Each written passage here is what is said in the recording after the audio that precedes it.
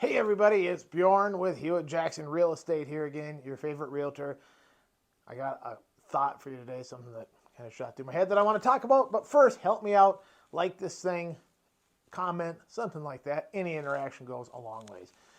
I want to talk to you a little bit about spring cleaning and remind you that everybody does a little bit of it. It's a bit stressful, but when it's done, it's awesome. And oh, by the way, one time, true story, I did some spring cleaning, got my house so nice and clean, I thought, maybe I should sell this and see what I can get for it.